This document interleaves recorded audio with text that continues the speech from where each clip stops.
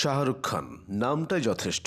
বলিউডের ইতিহাসে এমন কিছু নাম আছে যারা পর্দা ছেড়ে বাস্তব জীবনের মঞ্চেও রাজত্ব করে। আর ২০২৫ সালের মেট গালা সেই মঞ্চ যেখানে প্রথমবারের মতো পা রেখে কিং খান দেখিয়ে দিলেন কেন তাকে বলা হয় বাদশাহ। নিউ ইয়র্কের মেট্রোপলিটন মিউজিয়াম অফ আর্টের সেই জৌলুসময় রাতে রেড কার্পেটে তার এক পা ফেলা মানে যেন এক ঝাঁক ক্যামেরার ফ্ল্যাশ, ভক্তদের উন্মাদনা আর ফ্যাশন জগতের ইতিহাস নতুন করে লেখা। মেট গালার এবারের থিম ছিল super fine tailoring black style, অর্থাৎ ৩০০ বছরের কালো ফ্যাশন আর ড্যান্ডিজমের অনন্য উদযাপন। আর এই থিমের মধ্যেই ভারতীয় সংস্কৃতি আর ফ্যাশনের এক রাজকীয় ছোঁয়া নিয়ে হাজির হলেন শাহরুখ। সব্যসাচী মুখোপাধ্যায়ের কালো পোশাকে সেজে যেভাবে তিনি সেই রেড কার্পেটে নেমে এলেন তা যেন কোনো সিনেমার রাজকীয় এন্ট্রি সিন। চারপাশের আলো, তারকাদের ভিড় আর ক্যামেরার লেন্সের মাঝে শাহরুখ দাঁড়িয়েছিলেন এক রাজাধিরাজের মতো। তিনি শুধু আরেক বলিউড তারকা নন, তিনি এক প্রতীক। ১৯৮০ দশকে ফৌজি দিয়ে শুরু, এরপর দিওয়ানা, বাজিগর, ডর, দিলওয়ালে দুলহানিয়া লে যায়েঙ্গে, কুছ কুছ হোতা হ্যায় থেকে পাঠান এবং জওয়ান, এই দীর্ঘ ক্যারিয়ারে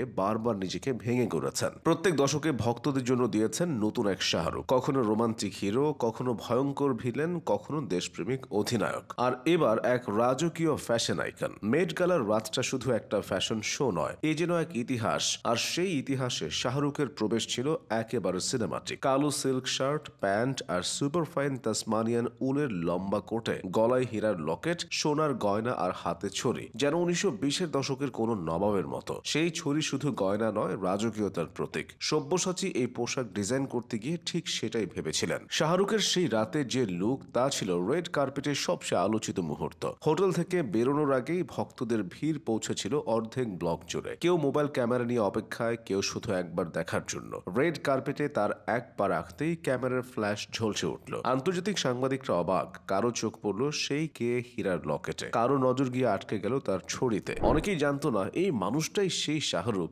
যিনি একসময় মুম্বাইয়ে মাত্র ১৫০০ টাকা নিয়ে এসেছিলেন, আর আজ কোটি কোটি মানুষের হৃদয় জয় করে দাঁড়িয়ে আছেন মেট গালার সবচেয়ে আলোচিত মুখ হয়ে। শাহরুখের এই মেট গালা অভিষেকের পেছনে ছিল একটি ব্যক্তিগত গল্প। সন্তানদের অনুরোধ আর প্রিয় ডিজাইনার সব্যসাচীর আমন্ত্রণ, এই দুয়ে মিলে তিনি রাজি হন। জীবনে বহু সম্মান আর স্বীকৃতি পাওয়া এই মানুষটি বরাবরই ভিড় এড়িয়ে চলেন, কিন্তু সন্তানের আবদার কি কেউ ফেলতে পারে? মেট গালার রেড কার্পেটে হাঁটা তার জন্য ছিল এক নতুন অভিজ্ঞতা। শুধু শাহরুখ নন, সেই রাতে ভারতের ফ্যাশন প্রতিনিধিত্ব করেছেন আরো তারকারা। কিয়ারা আদভানি মাতৃত্বের আলোয়, গৌরব গুপ্তার কালো সাদা গাউনে রেড কার্পেটে হাঁটলেন।